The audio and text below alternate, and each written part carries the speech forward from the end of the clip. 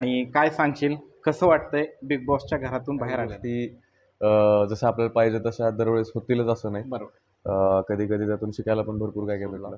सगळ्या गोष्टी सोडल्या आणि जॉब कुठे करत त्यानंतर होतस? जॉब करतो ICICI बँकमध्ये. काय म्हणून एज्युकेशन एंटरटेनमेंट फील्डमध्ये नाही झालं कसलंच, किंवा कुठलं नाट्यशाळा नाही किंवा काय नाही. तर त्याच्यामुळे मग खालून सुरुवात करायला लागली. स्पॉट बॉय वगैरे या सगळ्या गोष्टी, साऊंड बूम मॅन, असं करत करत शिकलो. कर्तव्य आहे का? यंदा कर्तव्य आत्ताच नाहीये, वेळ आहे अजून भरपूर. कारण की आत्ताशी करिअरला शिकायला भेटलं की बाबा माणसांवरती लगेच विश्वास ठेवून नाही चालत. कारण की जर खेळ समजला असता पहिल्यापासून तर मला वाटतं मी अजून आतमध्ये असतो. आतमध्ये बिग बॉसच्या घरामध्ये सगळ्यात जवळचा मित्र कोण होता तुझा? सगळ्यात जवळची मैत्री गोष्टी लक्षात आलं की नाही, असं नाहीये. त्यांचे स्वभाव असेच आहेत, ते असेच आहेत आणि चांगले आहेत ते. तू आरबाजच्या सारखं पाठीमागे असायचं असं बरंचसं बोललं गेलं. सोशल मीडियावरती पण तुला ट्रोल करण्याचा प्रयत्न केला गेला. त्याच्याविषयी आपण कुणाला मिस केलंस तू घरामध्ये असताना? मी माझ्या मित्रांना, घरातल्यांना सगळ्यांना मिस केलं. अजून कुणाला? नाही, अजून कोणी नाही मिस करण्यासारखं. सगळ्यात दुःखद प्रसंग म्हणजे मला वाटलेला सांगतो, माहित नाही, पण निकीला वगैरे तर नाही भेटणार आहे मी डेफिनेटली. आणि तिला पण काय फरक पडणार नाही, मला भेटलो नाही भेटलो तर. मला पण वाटलं तुम्ही दोघं जण बारामतीतले सुपुत्र आहात, आतमध्ये तुम्ही दोघं गेल्यानंतर एक बारामतीची एक वेगळीच छाप पडलीच आहे. आणि आतमध्ये निघताना जर त्याला मिठी मारून म्हणतोय की बाबा ट्रॉफी घेऊन ये बारामती, पण जेवढं मला सपोर्ट करता येईल, माझ्या बारामतीचा व्यक्ती आहे, माझं जवळचा व्यक्ती आहे. सो मी आता बाहेर आलोय, त्याच्यामुळे मी त्याला सपोर्ट करणार आहे, हे मी बाहेर निघतानाच ठरवलं होतं.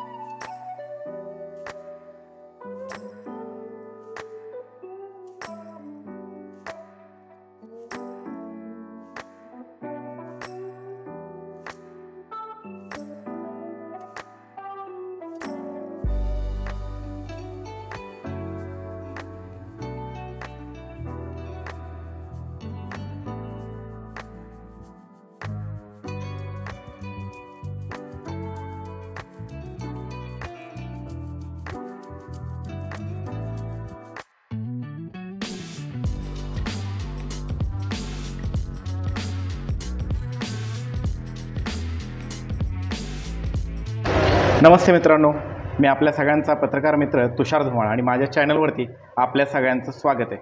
तुम्ही पाहू शकता माझ्या समवेत आहे वैभव चव्हाण, जो नुकताच बिग बॉस मराठी या घरातून परत आलेला आहे. तर वैभव, तुझं माझ्या चॅनलवरती पहिल्यांदा स्वागत. धन्यवाद, खूप खूप धन्यवाद. आणि काय सांगशील कसं वाटतंय बिग बॉसच्या घरातून बाहेर आल्यानंतर? ॲक्च्युली तिथे घरात ज्यावेळेस एंटर केलं होतं त्यावेळेस जसे लोकांचे एक्सपेक्टेशन्स होते तसे माझे पण भरपूर एक्सपेक्टेशन्स होते काही, पण कुठेतरी ते कमी पडले माझ्याकडून. आणि लोकांच्या ज्या अपेक्षा होत्या थोड्याशा असं वाटलं की मला यार पूर्ण नाही करू शकलो, आणि त्याच्यामुळे थोडंसं डिसअपॉइंटमेंट आहे, थोडंसं नाराज पण आहे. पण ठीक आहे, काही गोष्टी जसं आपल्याला पाहिजे तशा दरवेळेस होतीलच असं नाही. बरोबर. कधी कधी त्यातून शिकायला पण भरपूर काय काय भेटलं.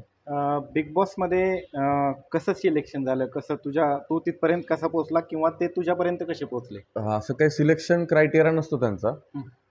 त्यांना म्हणजे आता मला आयडिया माहीत नाही की नक्की क्रायटेरिया काय असतो, किंवा इथे ऑडिशन्स वगैरे असं काहीही नसतं. त्यांना ज्यांना वाटतं ते कॉन्टॅक्ट करतात डायरेक्टली आणि विचारतात आपल्याला की तुम्ही इंटरेस्टेड आहात का. तर त्या पद्धतीनंच त्यांनी इंस्टाग्रामवरती बघून मला, आणि माझी सिरियल वगैरे होती पहिले, तर थोडंसं त्यांनी माहिती काढून मला कॉन्टॅक्ट केला होता. आणि गावाकडचं आहे, बारामतीचं आहे हे कळालं. म्हटले बा आहे तिकडचं, तर आपण विचारून बघूया. तर त्या पद्धतीने विचारलं मला आणि मी हो म्हटलं होतं. प्रेक्षकांना पहिल्या कोणकोणत्या सिरियल्समध्ये तू भूमिका साकारली ते सांग. भूमिका साकारली म्हणजे सगळ्यात पहिल्यांदा एक सिरियल होती आई माझी काळूबाई, सोनी मराठीवरती. हं. त्याच्यात एक छोटासा गुंडाचा रोल केला होता मी. त्याच्यानंतर परत अ,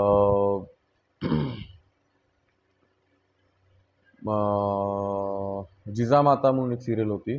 स्वराज्याने जिजामाता सोनीची सिरियल होती. त्याच्यात पण मोहम्मद तुर्कीचा रोल केला होता. ते पण 3 दिवसाचं कॅरेक्टर होतं. परत हर हर महादेव मूव्ही होता, त्याच्यात ज्युनियर आर्टिस्टचं काम केलं होतं. तर असे छोटे छोटे छोटे रोल करत करत मग मन झालं बाजिंदामध्ये राया म्हणून कॅरेक्टर होतं, ते लीड केलं परत तिथे. तिथे गेला. येस. सो असं खूप वर्ष लागले त्या इथपर्यंत यायला, पण प्रयत्न चालू होते की कसं कसं काय काय आता करायचं. तुझं वय किती आहे? माझं वय आता 31 आहे. 31 आहे. 31. 31 आहे. अभिनय क्षेत्राकडं कसं काय वळलास?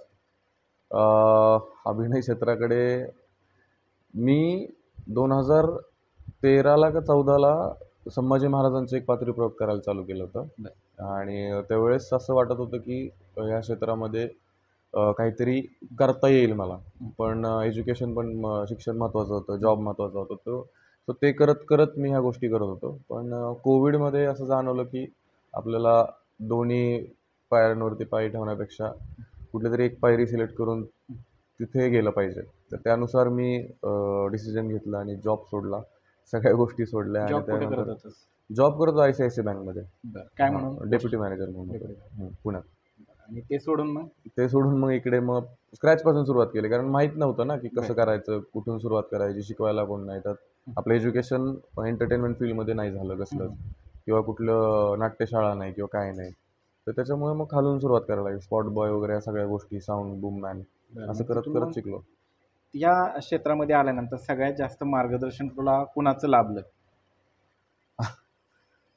मार्गदर्शनच करायला कोणी नव्हतं सगळ्यात महत्त्वाचं. त्याच्यामुळेच खूप वेळ लागला आणि खूप समजायला वेळ लागतो अजून पण. अजून पण आहेत बरेच लोक आहेत जे त्या त्या ठिकाणी सांगतात की असं नाही, असं कर, तसं नाही, तसं कर. तर आता सगळ्यांचं म्हणजे जेवढे पण लोक भेटतात ते प्रयत्न करतात मला हेल्प करायचा. ग्रामीण भागातनं ज्यावेळेस आपण शहरी भागात जाऊन अभिनय क्षेत्रामध्ये काम करतो, त्यानंतर कुठेतरी एक उणीव जाणवते का आपण ग्रामीण भागात आलोय म्हणून? नाही, उणीव नाही जाणवत. उलट होतं काय माहिती आहे का, उलट आपल्याला एक्सपोजर जास्त आहे. बरं. जर कुठल्या काही काही ठिकाणी म्हणजे आहे कसं माहिती आहे का, आपण जेवढे बिंदास राहतो ना तेवढे ते लोक, बाकीचे लोक राहत नाहीत. बरं. ते थोडेसे असे कन्झर्वेटिव्ह राहतात की कोण काय म्हणेल किंवा कोणाला कसं वाटेल. आणि आपल्या इकडचे लोक बिंदास असतात, बिनधास्त त्याच्यामुळे उलट आपल्याला जास्त एक्सपोजर आहे. जेवढं बिंदास राहू तेवढं जास्त एक्सपोजर भेटतं आपल्याला. आता तुझ्या कुटुंबात कोण कोण आहे? आई, वडील, आजी आहे, मोठा भाऊ आहे, वहिनी आहेत, एक त्यांची छोटी मुलगी आहे, कादंबरी. मोठ्या भावाचं मुलं लग्न झालेलं आहे. हो हो. आता यंदा कर्तव्य आहे का? यंदा कर्तव्य आत्ताच नाहीये, बरं. वेळ आहे अजून भरपूर. कारण की आत्ताशी करिअरला सुरुवात केली, आत्ता कुठे कामं भेटायला चालू झालेत आणि मला आता ह्याच्यात फील्डमध्ये जरा व्यवस्थित सेटल व्हायचं किंवा ह्या गोष्टींमध्ये काहीतरी करायचं, मग बघूया. बिग बॉसमध्ये खेळत असताना कसे अनुभव आले? तिथे ॲक्च्युली जे लोक येतात ते सगळे वेगवेगळे पर्सनॅलिटीज आहेत. सगळे लोक, त्यांचं बिहेवियर वेगवेगळे आहे.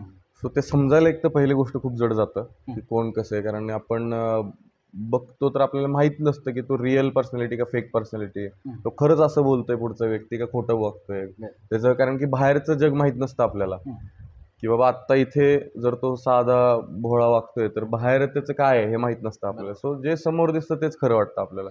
तर ते एक शिकायला भेटलं की बाबा माणसांवरती लगेच विश्वास ठेवून नाही चालत. थोडंसं आपल्याला सगळ्या त्याचे गोष्टी. अनुभव पण भरपूर आले. ज्यावेळेस तू बिग बॉसच्या घरामध्ये गेलास त्यावेळेस आतमध्ये गेल्यानंतर तुला किती दिवस लागले खेळ समजून घेण्यास? खेळ समजायला तर भरपूर दिवस लागले तसं बघायला गेलं तर. कारण की जर खेळ समजला असता पहिल्यापासून तर मला वाटतं मी अजून आतमध्येच असतो, बाहेर नसतो आलो. पण वेळ लागला. काही गोष्टी मला बदलता नाहीत आल्या तिथे. किंवा ज्यावेळेस लोक सांगत होते, ज्यावेळेस रितेश भाऊ सांगत होते की तू ज्या लोकांबरोबर आहे त्यांच्यापासून थोडा दूर जाऊन तुझा खेळ दाखव किंवा त्या गोष्टी. पण त्या करायचा प्रयत्न करत होतो, पण ते होत नव्हतं किंवा ते लोक सोडत नव्हते मला, किंवा ते लोक समजूत काढत होते की नको जाऊ किंवा भांडू नकोस किंवा या सगळ्या गोष्टी होत होत्या. सो मला असं आपसूक स्वतःहून कोणाला तरी भांडणं काढणं किंवा स्वतःहून उगच कोणाला तरी काहीतरी बोलणं हे पटत नव्हतं. सो मी शांत झालो, म्हटलं की ठीक आहे, जसं चाललंय तसं चालू द्या. आतमध्ये बिग बॉसच्या घरामध्ये सगळ्यात जवळचा मित्र कोण होता तुझा? सगळ्यात जवळची मैत्रीण होती. मैत्रीण होती. हो, इरिना म्हणून. कारण की अरबाज पण होता, पण अरबाज तेवढी प्रायोरिटी देत नव्हता. बरं. जेवढं मी ॲज अ मित्र म्हणून त्याला सगळ्या गोष्टी सांगायचो किंवा एक्सप्लेन करायचो किंवा त्याला बऱ्याच गोष्टीमध्ये मदत करायचो, तसं त्याच्याकडनं नव्हतं. बाकी इरिना ॲज अ फ्रेंड म्हणून खूप तिने हेल्प केली. म्हणजे इमोशनली पण जास्त हेल्प केली किंवा जिथे उभं राहायचं तिथं स्टँड घेतला तिने की नाही वैभव तू बरोबर करतोय किंवा तू हे कर. सो मला वाटतं ती व्यक्ती व्यवस्थित स्टँड घेत होती माझ्यासाठी. आणि आतमध्ये वयाने जास्त होती, ज्येष्ठ पण माणसं होती, हो, सिनियर हो. होते तुझे. त्यातलं कुणाचं जास्त तुला मार्गदर्शन लाभलं आतमध्ये? माझं गेल्याच उलट सगळ्यांबरोबर वादावाद झाली होती. पॅडीदादांबरोबर झाली होती, वर्षाताईंबरोबर झाली होती. मला ते असं वाटायचं की खोटे आहेत लोक. स्टार्टिंगला असं वाटायचं की आणतायत चांगला असल्याचा. त्याच्यामुळे मला ते थोडंसं खटकत होतं स्टार्टिंगला. आणि का वाटत होतं तुला? तेच सांगितलं ना, आतमध्ये काय खरं काय खोटं कळत नाही लवकर आपल्याला. आणि मी त्यांना अगोदर भेटलो नाही कधी, सो मला कळणार कसं की ते खरंच तसं आहेत का खोटं आहे काय. मला तर नाही पहिल्यांदा करतायत. हा म्हणजे हे माहित नव्हतं आपल्याला. आणि त्यावेळेस त्यांचं ती बोलण्याची शैली वगैरे असं वाटायचं हे नाटक करतायत काहीतरी, असं थोडी बोलतं कोणी घरी. तर त्याच्यावरून मला जास्त राग यायचा. आणि ते म्हणजे त्यांच्यावर वादावाद पण झाली. पण नंतर 2-3 आठवड्यानंतर मग काही गोष्टी लक्षात आल्या की नाही, असं नाहीये. त्यांचे स्वभाव असेच आहेत, ते असेच आहेत आणि चांगले आहेत ते. सो मी पण त्यांच्यावर परत वादावाद घातली नाही कुठल्या ह्याच्यातून. आणि त्यांना सॉरी पण म्हटलं, त्यांची माफी मागितली परत मी की बाबा मी असं नव्हतं बोललं पाहिजे. सगळ्या गोष्टी चेंज केल्या मग थोड्या मी. कारण ते पण नंतर माझ्या सपोर्टमध्ये आले होते की चांगला आहे म्हणून तू, किंवा त्यांना पण राग नव्हता कुठल्या गोष्टीतून माझ्याबद्दल. तू अरबाजच्या सारखं पाठीमागे असायचं असं बरंचसं बोललं गेलं. सोशल मीडियावरती पण तुला ट्रोल करण्याचा प्रयत्न केला गेला. त्याच्याविषयी काय सांगशील? अरबाजच्या पाठीमागं नव्हतो मी, अरबाजच्या सोबत होतो मी. आणि मला नाही माहिती, असं मी आता जेवढे एपिसोड्स बघितले त्यात दाखवण्यात नाही आलं बऱ्याच गोष्टी की जिथे मी माझे स्टँड घेतले, जिथे मी त्याच्याबरोबर पण भांडलोय किंवा जिथे मी काही गोष्टींना सुरुवात केली, तर त्या गोष्टी नाही दाखवल्या गेल्या. मला माहित नाही कशामुळे. एका तासात ते त्यांना इम्पॉर्टंट नसेल त्या गोष्टी. पण जेवढं बघितलं असेल तर अरबाजला मागे नव्हतो मी. जर मागे असतो त्याच्यात तर त्याचं मी ऐकलं असतं सगळं. उलटं असायचं की तो माझं ऐकायचं सगळं. त्याला ज्यावेळेस म्हणेल मी किंवा हे असं प्लॅन कर किंवा अशा गोष्टी करतो, तसं वागायचा. सो मला माहित नाही आता ते बाहेर असं का दिसतंय, किंवा जर माझं त्याचं डिस्कशन जर वेगळ्या पद्धतीने दाखवलं गेलं असेल की फक्त तोच बोलतोय आणि मी ऐकतोय, असं जर दाखवलं गेलं असेल तर मला ऑब्व्हियसली वाईट वाटणार. पण प्रत्येक ठिकाणी त्याला ॲज अ मोठा भाऊ म्हणूनच, कारण की तो माझ्यापेक्षा 6-7 वर्षांनी लहान आहे. दिसायला जरी तो मोठा असेल पण तो माझ्यापेक्षा 5-6 वर्षांनी लहान आहे. तर तशा पद्धतीनं मी त्याला एक्सप्लेन करायचो गोष्टी की बाबा असं नाही, असं कर, जेवढं रागावरीत कंट्रोल कर, गेम इम्प्रूव्ह कर. ह्या सगळ्या गोष्टी मी त्याला सांगत होतो. पण आता ते जर तसं दिसत असेल तर मे बी ते माझ्यासाठी चुकीचं असेल. आता तू म्हणतोयस की बरंचसं झालं होतं आतमध्ये बोलणं वगैरे, त्यातलं काही ठराविकच क्षण एका तासामध्ये दाखवले जात आहेत. तर ॲक्च्युअलमध्ये खरंच 24 तास ते सगळं शूटिंग होतं? 24 तास कंटिन्यू कॅमेरे चालू असतात तिथे. दुसरं स्क्रिप्टेड काही नसतं. पहिली गोष्ट म्हणजे तिथे कुठला माणूस येऊन सांगत नाही कुठली गोष्ट की बाबा तुम्ही हे करा ते करा. जेवढे लोक आतमध्ये आहेत, जेवढे तुम्हाला कॅमेरामध्ये दिसतात, तेच 24 तास तिथे असतात. पण बाहेर फक्त 1 तासच दाखवलं जातं. बाहेर 1 तासच दाखवलं जातं. ते मग तिथून मग सिलेक्ट करतात ना त्यांची टीम की बाबा इम्पॉर्टंट काय आहे, स्टोरी लाईन काय बनू शकते, कोणाचं काय गणित आहे किंवा कोणाचे काय प्लॅन्स आहेत, तर त्यानुसार ते तेवढं सीन्स होतं. आपल्याला आतमध्ये नाही कळत की काय दाखवलं जातं आणि काय नाही. घरामध्ये किती दिवस राहिलास बिग बॉसच्या? किती दिवस राहिलो बरं? 47-48 दिवस. 48 दिवस राहिले. घरातल्यांना आणि अजून कुणाकुणाला मिस केलंस तू घरामध्ये असताना? मी माझ्या मित्रांना, घरातल्यांना सगळ्यांना मिस केलं. अजून कुणाला? नाही, अजून कोणी नाही मिस करण्यासारखं. मिस करण्यासारखं कोणी नाही. तर आता आतमध्ये काही अभिनय क्षेत्रातली कलाकार मंडळी आहेत आतमध्ये. काही सोशल मीडियाच्या प्लॅटफॉर्मवरनं प्रसिद्ध होऊन आतमध्ये गेलेली आहेत. त्यामध्ये कुठं तफावत जाणवून आली का?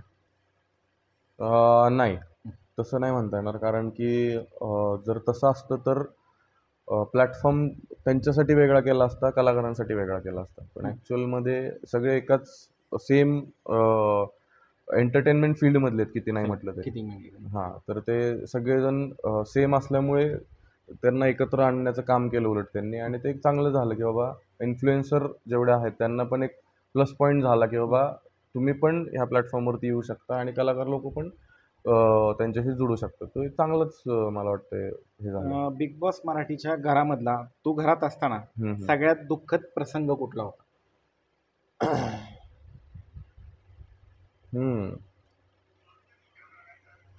सगळ्यात दुःखद प्रसंग म्हणजे मला वाटलेला सांगतो. ज्यावेळेस आम्हाला सांगितलं होतं, एक टीम होती, तर ज्यावेळेस संग्राम दादा इन झाले होते आणि आम्हाला पाण्यात ढकललं होतं, जे जे आवडत नाहीत त्यांना, आणि त्यांना सांगितलं होतं की उकडलेलं अन्न फक्त खायचं. Yes.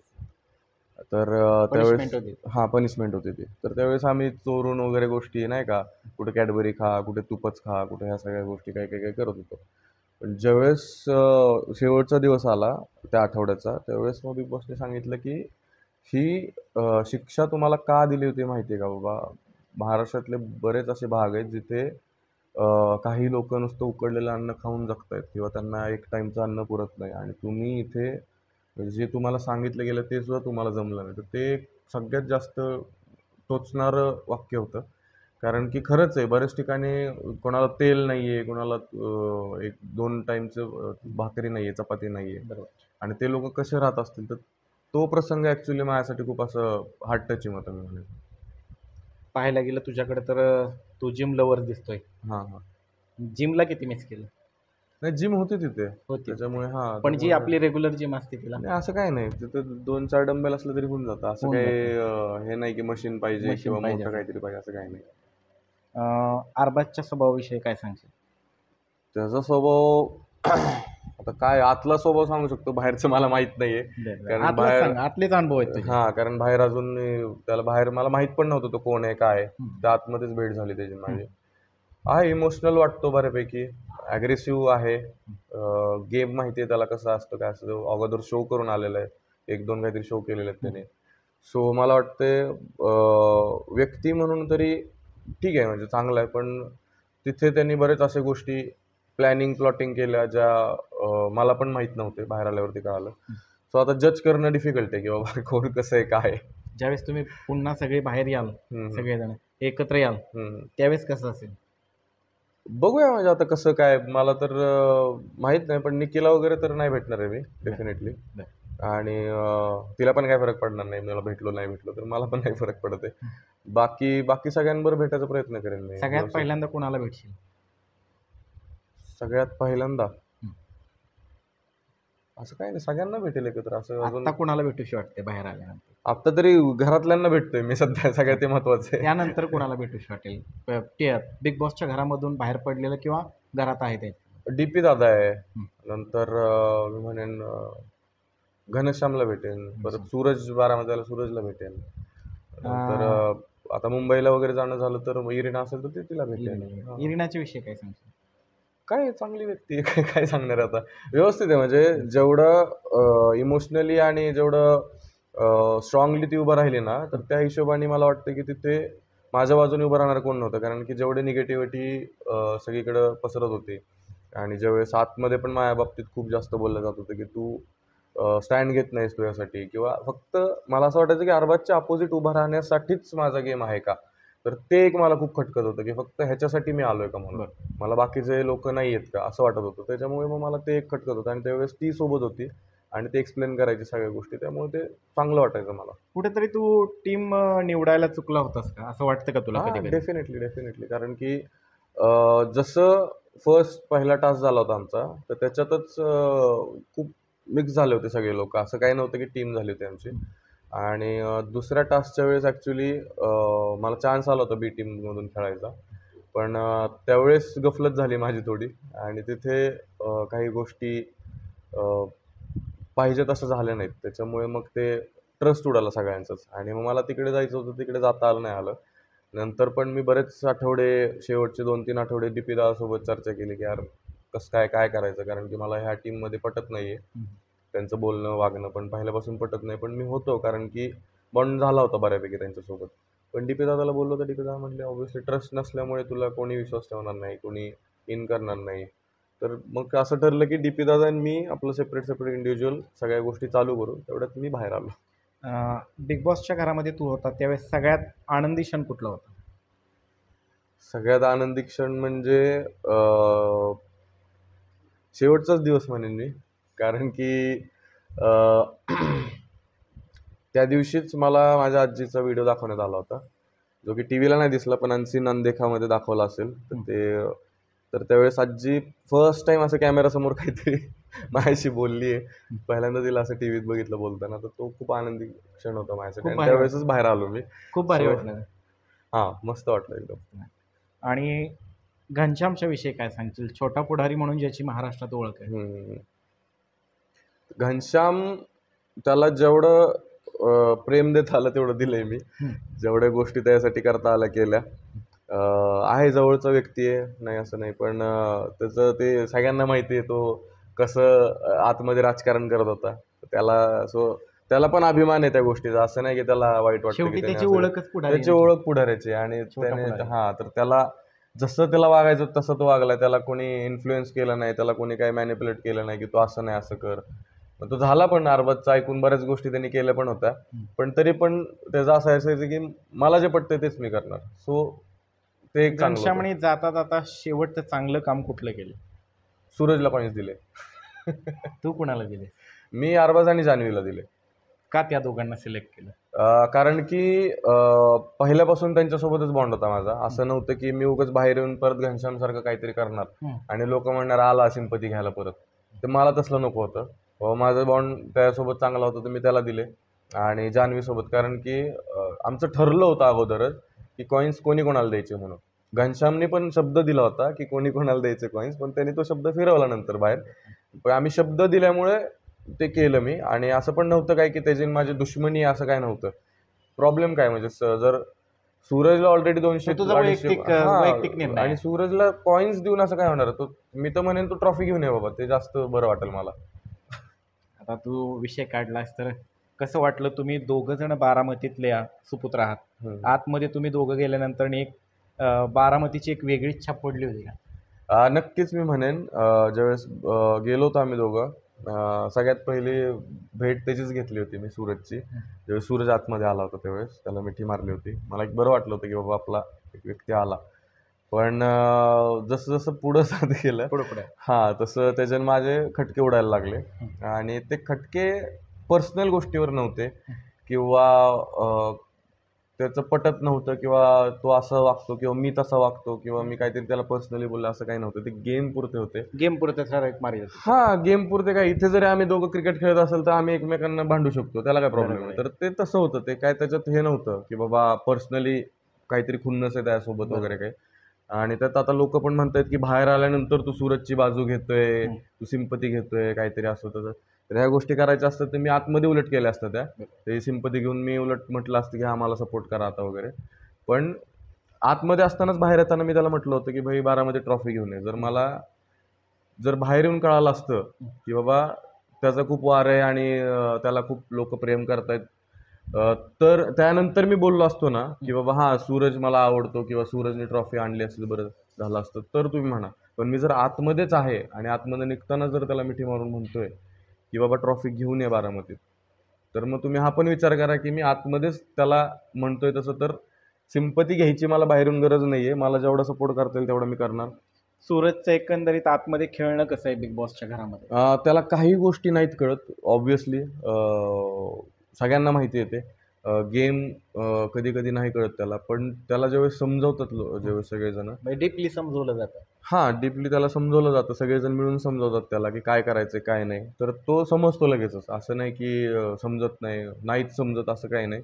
2-3 वेळा सांगितलं समजतं. पण ज्यावेळेस समजलं त्यावेळेस एकदम प्रॉपरली खेळतो तो, बाकीच्यांसारखा सेम. सो मला वाटतं ते त्याचा खेळ पाहून काय वाटतंय? चांगलं, उलट खूप पहिल्यापेक्षा तर खूप बेटर खेळतो तो. कारण की सगळ्यात पहिल्याच आठवड्यात मला वाटतं मीच नॉमिनेट केलं होतं त्याला. कारण की गेम समजत नव्हतं ह्याने कशावरती केलं होतं. पण त्यानंतर मी 7 आठवडे राहिलो. तर त्या 7ही आठवड्यात लोकांनी हे पण बघितलं पाहिजे की मी त्याला एकदा सुद्धा नॉमिनेट केलेलं नाहीये. बाकीच्या सगळ्यांनी केले पण मी त्याला एकदाही नॉमिनेट नाही केलं. वैभव चव्हाणच्या फॅन्सला तू काय सांगशील सूरजच्या संदर्भामध्ये? माझ्या फॅन्सला असं नाही सांगणार मी असं काही. सगळ्या लोकांना सांगेन की बाबा सूरज हा खूप डाऊन टू अर्थ माणूस आहे. जेवढं जमिनीला धरू नये तेवढं तो सोजवळपणे सगळ्या गोष्टी मनापासून करतोय. आणि जेवढं पण तुम्ही बघितलं असेल, मी आता एवढं गोड गोड त्यासाठी नाही बोलत आहे की बाबा बाहेर येऊन तुम्ही माझ्याशी गोड गोड बोलावं. तुम्हाला जे बोलायचं ते बोलू शकता माझ्यासोबत, तसं काही प्रॉब्लेम नाही. पण जेवढं मला सपोर्ट करता येईल, माझ्या बारामतीचा व्यक्ती आहे, माझं जवळचा व्यक्ती आहे. सो मी आता बाहेर आलो आहे, त्याच्यामुळे मी त्याला सपोर्ट करणार आहे हे मी बाहेर निघतानाच ठरवलं होतं. सो जेवढा सपोर्ट करता येईल तेवढं तुम्ही पण करा, मी पण करतोय. मला पण जेवढ्या जणांना सांगता येईल तेवढ्या जणांना सांगेन मी. आणि मला वाटतं त्यांनी ट्रॉफी घेऊन यावी बारामतीमध्ये. रितेश दादांच्या विषयी काय सांगशील? रितेश दादा खूप खूप जास्त गोड आहेत तसं बघायला गेलं तर. ज्यावेळेस ते चिडायचे पण त्यावेळेस पण असं असं वाटायचं की घरातला माणूस कोणतरी चिडला आपल्यावरती, असं बाहेरचं कोणतरी येऊन चिडून गेलं असं नव्हतं वाटत. सो त्यांनी पण भरपूर समजावण्याचा प्रयत्न केला मला, भरपूर गोष्टी सांगितल्या. बाहेर गेल्यानंतर पण भरपूर चर्चा झाली आमची. तर एकदम व्यवस्थित आणि एकदम चांगले व्यक्तिमत्व आहे. सो मला वाटतं की त्यांच्यावर उलट पुढे जाऊन कधीतरी काम करायला पण आवडेल मला. निश्चित तुला संधी मिळेल. ज्यावेळेस अक्षय कुमार आतमध्ये आले होते बिग बॉसच्या घरामध्ये, त्यावेळेसचा क्षण कसा होता तुमच्यासाठी सर्वांसाठी? खूप मस्त होता, कारण की कधी एक्सपेक्टेड नव्हतं की असे एवढे मोठे कलाकार, एवढे मोठे लोक येऊन big boss Marathi season Marathi 5ला येतील आणि आमच्यासोबत बोलतील म्हणून. पण छान वाटलं ते, म्हणजे बघितलं तरी त्यांना ते एक वेगळाच आनंद असतो. सो एकदम छान वाटलं, मस्त वाटलं. आता घरात होता त्यामुळे घरातले रिलेटेडच प्रश्न विचारतो तो. आतमध्ये जेवणाची वगैरे कशी सोय असायची, कसं असायचं ते? नाही, जेवढं बाहेर दिसत होतं की बाबा एवढं एवढं जेवण विकत घ्यायचं ह्यावेळेस, कारण ते विकत घेऊनच सगळ्या गोष्टी होत होत्या. सो तसंच होतं सगळं, एक्स्ट्रा काही येत नव्हतं आम्हाला.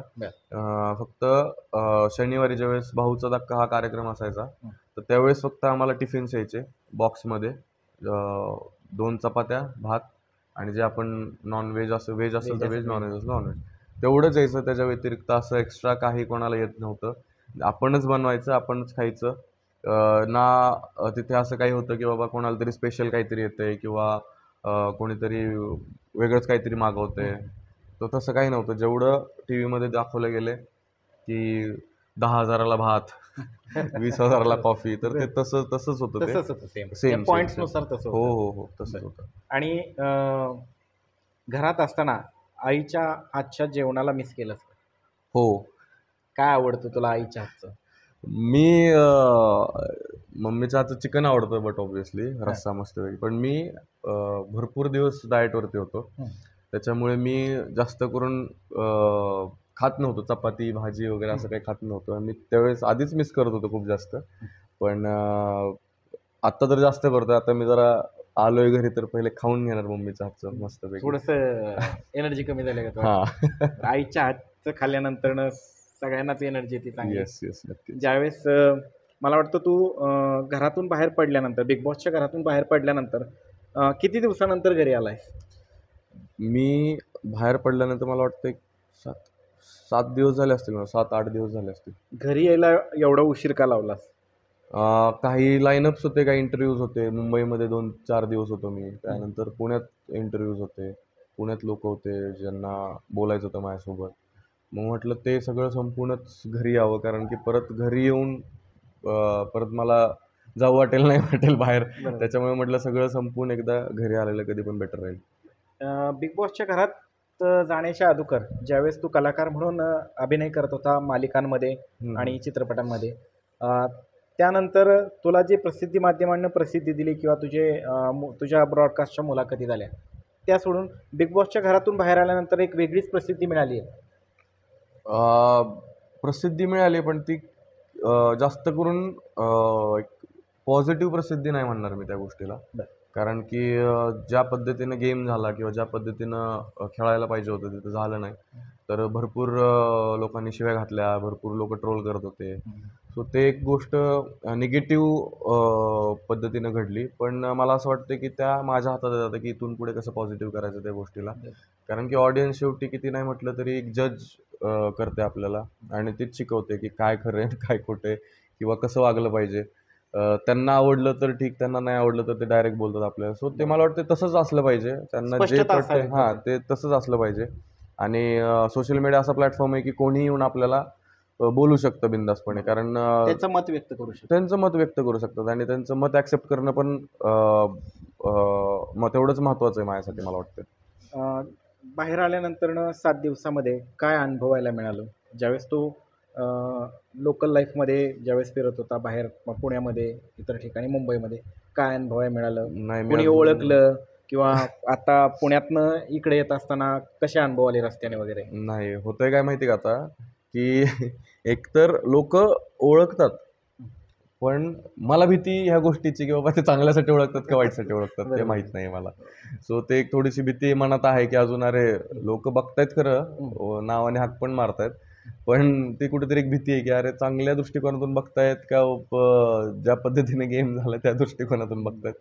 पण ठीक आहे, कुठेतरी हळूहळू थोड्याशा गोष्टी नॉर्मल होतील असं वाटतंय. जसे कामं भेटतील मला, जसं पॉझिटिव्ह कामं करता येईल तेवढे पॉझिटिव्ह कामं करून ते चेंज करेन. आता कशा पद्धतीने काय ऑफर्स वगैरे आलेत का? काही चित्रपटांचे ऑफर्स आहेत? आहेत काही लाईनअप्स आहेत, त्याच्यावरती आता काम करायचं आहे. आता ते लगेच तर मी नाही सांगू शकत, पण आहेत काही गोष्टी चालू आहेत. आता घरी आलायस, आता काय डोक्यामध्ये काय आहे? काय नाही, ते थोडे दिवसच आहे घरी सध्या. घरी थोडासा आराम करेन, घरच्यांशी जरा टाइम स्पेंड करेन घरच्यांसोबत, आणि मग back to the routine, Mumbai किंवा पुणे ह्या पुणे. गोष्टी हां आहेत. हे सगळं पाहत असताना कुठेतरी कलाकार म्हणून काम करत असताना कुठेतरी घरातल्यांना आपण कमी वेळ देतो किंवा त्यांच्याबरोबर कमी टाईम स्पेंड करायला मिळतो, असं जाणवतं का? डेफिनेटली, कारण की मला वाटतं मी 10वी-11वी पासूनच थोडंसं बाहेरच राहायला चालू केलं होतं.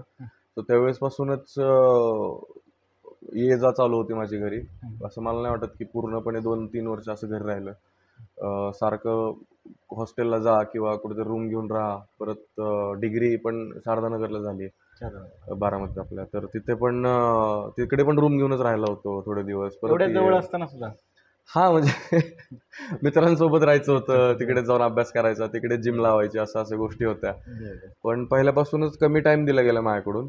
सो मला असं वाटतं जेवढं टाईम देता येतो तेवढं मी घरच्यांवर स्पेंड करेन टाईम माझा. शिक्षण तुझं कुठं झालं? कुठल्या विद्यालयात शिकला तू? माझं 1ली ते 3री भवानीनगरला शिक्षण झालं. इंदापूर तालुक्यातच मोडतं ना आपलं भवानीनगर, छत्रपती हायस्कूलला. नंतर तिथून विद्याप्रतिष्ठान बालविकास मंदिर बारामती 10वीपर्यंत. त्यानंतर 11वी-12वी मालोजीराजे शेती विद्यालय फलटण. त्यानंतर माझी डिग्री झाली कॉलेज ऑफ ॲग्रिकल्चर बारामती. त्यानंतर BSc ॲग्री झाली. त्यानंतर MBA झालं माझं symbiosis institute of international business Pune.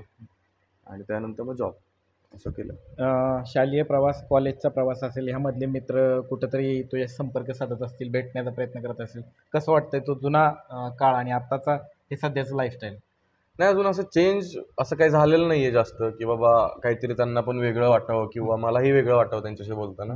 एवढं काही चेंजेस नाही झाले, कारण की जेवढे मित्र भेटले मला त्याच्यातले 4-5च मित्र आहेत जे एकदम क्लोज आहेत आणि ते कॉन्टॅक्टमध्ये असतात. बाकी सगळे त्यांच्या कामात, त्यांची लाईफ चालू झाली आहे, लग्न झाले कोणाचे, काय त्यांचे बिझी आहेत. सो मला असं वाटतं एवढे काय असं चेंजेस नाही झाले. नक्कीच जे जवळचे ते तर काही कधी म्हणत नाही तू हिरो झाला किंवा तू असं, ते तसं नाही म्हणत, कुठे रे ये भेटायला, एवढंच असतं. सो ते तसंच ना आता चांगलं राहावं मला असं वाटतं त्याच दृष्टिकोनातून. तुला एक जाता शेवटचा प्रश्न, बिग बॉस मराठीने तुला 6 मध्ये पुन्हा एकदा बोलवलं, संधी दिली तर जाशील का? आत्ता ह्या 5व्या सीझनमध्ये खूप काही गोष्टी अशा घडल्या की ज्या पूर्णपणे निगेटिव्ह गेल्या होत्या. मला वाटतं जर अशी संधी परत मिळाली मला तर आता त्याच प्लॅटफॉर्मवरती मला कशा पॉझिटिव्ह करता येतील, तर ह्याचा विचार करेन मी, आणि मला नक्कीच जायला आवडेल मला वाटतं. मित्रांनो, हा होता आपल्या सगळ्यांचा आवडता लाडका कलाकार वैभव चव्हाण. धन्यवाद. Thank you so much. थँक्यू. मित्रांनो, आपल्यासमवेत वैभव चव्हाण यांचे मम्मी पप्पा आहेत. सर नमस्ते. नमस्ते. प्रथम आपलं प्रेक्षकांना नाव सांगा. माझं नाव अजित चव्हाण. प्रोफेशनने आपण काय करता? मी महाराष्ट्र बँकेमध्ये स्पेशल असिस्टंट या पदावर आहे. बरं. काय कसं वाटलं एकंदरीत वैभव कशा पद्धतीनं बिग बॉस मराठीमध्ये खेळला? एकंदरीत चांगला खेळला तो, पण जे मुरब्बी तिथले जे काही कंटेस्टेड होते हं. ते खूप तयारीचे होते असं मला वाटतं. कारण आपला ग्रामीण भागातनं गेलेला मुलगा होता आपला हं. आणि थोडासा फरक पडतो बरं. सिटीमध्ये आणि ग्रामीणमध्ये. तर ते फार असे मुरब्बी होते. त्यामुळं जरा थोडंसं त्याचा गेम बरं. समजायला त्याला वेळ लागला आणि त्यामुळं तो थोडंसं मागे पडला. तुम्ही टी व्हीमध्ये पाहत होता सगळा खेळ. हा सर्व तो प्रोग्राम पाहत असताना त्यामधला सगळ्यात आवडता क्षण कुठला वैभवचा? आमच्यासाठी तो इन अप करणं हाच आमच्यासाठी खूप मोठी गोष्ट होती. कारण तो बिग बॉसमध्ये जातोय हेच आम्हाला आनंदाचा क्षण होता. बाकीचं काय एवढं हे नव्हतं. सर, आपण प्रोफेशनली काय करता? बँक ऑफ महाराष्ट्रामध्ये सर्व्हिसला आहे सर्व्हिसला आहे. आणि शेती. शेतीची फार आवड आहे तुम्हाला. हो, आवड आहे. आता शेतामध्ये काय? ऊसच आहे. ऊस आहे. ऊस आहे. आणि ज्यावेळेस आपण बँक ऑफ महाराष्ट्रामध्ये तुम्ही ज्यावेळेस काम करता त्यावेळेस समाज माध्यमांमध्ये माहीत झालं होतं की आपण वैभव चव्हाणचे वडील आहात. खूप वर्षापासून तो जसं सिरियलमध्ये याच्यामध्ये काम करतो हं. तेव्हापासून लोकांना माहिती आहे की तो माझा मुलगा आहे म्हणून. ज्यावेळेस माहीत झालं त्यावेळेस तुमचे जे ग्राहक येत होते बँकेमध्ये त्यांचा प्रतिसाद कसा होता? किंवा तुम्ही बारामतीमध्ये वावरत असताना बारामतीतले जे तुमचे मित्रमंडळी होते त्यांच्याकडनं प्रतिक्रिया कशा होत्या?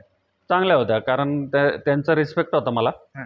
कारण तुमचा एक मुलगा खूप तुम्ही फार भाग्यवान आहात आणि तुम्ही मुलाला चांगलं घडवलं आहे हे मला सारखं लोक नाव द्यायचे. म्हणजे हो. दोन्ही मुलं चांगले घडवलेत हे मला सारखं आज बोलायचं. तो इतक्या दिवसातनं घरी आलाय, कसं वाटतंय मुलगा घरी आल्यानंतर? खूप छान वाटतंय आणि इतक्या दिवसांनी तो आला पण खूपच आता एकदम भारी वाटायला लागलं मला. धन्यवाद दादा. मित्रांनो, आपल्या समोर येत आहेत वैभव चव्हाण यांच्या मम्मी. नमस्ते. नमस्ते. प्रेक्षकांना आपलं नाव सांगा. माझं नाव हर्षदा अजित चव्हाण. बरं. आणि काय करता आपण? मी गृहिणी आहे. गृहिणी म्हणून. हं. काय एकंदरीत गृहिणींना टी व्ही पाहण्याचा खूप छंद असतो काम हो. आटोपल्यानंतरनं. हो. काय कसं वाटतं एक मुलगा एका चांगल्या शोमधनं घरी परतून आलाय? खूप आनंद आहे आम्हाला. हं. एवढा मोठा प्लॅटफॉर्म मिळाला आहे, ओळख दाखवायचा त्याचा स्वतःचा. आम्हाला खूप आनंद झाला आहे. हां. आणि आज तो जवळपास बऱ्याच दिवसानंतर घरी आला. एक आम्ही पाहायला आल्यानंतर तुम्ही दोघंही भावनिक झाला होता. काय तो क्षण कसा होता? त्याला बघितलं 1.5 महिना झाला त्याला जाऊन. आमची भेटच नव्हती ना, म्हणजे आत मोबाईल वगैरे काही नव्हतं. त्यामुळे थोडं हे वाटलं थोडंसं. पण नंतर त्याला आज बघितलं खूप आनंद झाला आम्हाला. खूप आनंद झाला. खूप. यानं आता मुलाखतीमध्ये मला सांगितलं की आईच्या हातचं तिखट एकदम रस्सा असणारी चिकनची भाजी आवडते. हां. त्याला करून खायला घालणार? हो, नक्कीच. ज्यावेळेस आतमध्ये गेला होता हां. वैभव, ज्या पद्धतीने खेळत होता हं. त्यावेळेस तुम्ही ज्या एरियामध्ये राहता त्या आसपासचे शेजारी असतील किंवा तुमच्या मैत्रिणी असतील, त्यांच्याकडनं काय प्रतिक्रिया होत्या, कशा पद्धतीचा प्रतिसाद मिळत होता? त्यांना खूप आनंद झाला की आपल्या इथला एक मुलगा एवढ्या मोठ्या प्लॅटफॉर्म मिळतोय त्याला बिग बॉसचा. त्यांना पण खूप आनंद झाला. तर मला सारखे फोन येत होते सगळ्यांचे. आणि तो नसतानाही घरी किती जण नातेवाईक असतील, पै पाहुणे असतील भेटून गेले? भेटून पण गेले. मला सगळ्यांनी फोन केले. अरे वा, म्हटले तुमचा मुलगा आज बिग बॉसमध्ये खेळतोय. त्याचा पण आम्हाला खूप आनंद झाला. आणि जाता जाता एक हलकासा प्रश्न, यंदा कर्तव्य आहे का? यंदा त्याला 2 वर्ष दिलेले होते आम्ही. त्यातलं 1 वर्ष निघून गेलाय. एवढं वर्ष त्याचं आता करिअर घडवण्याचं आहे. हां. ठीक आहे. सर, तुमच्याशी आणि ताई तुमच्याशी बोलून खूप छान वाटलं. धन्यवाद. जय हिंद, जय महाराष्ट्र, जय महाराष्ट्र, जय शिवराय. जय शिवराय.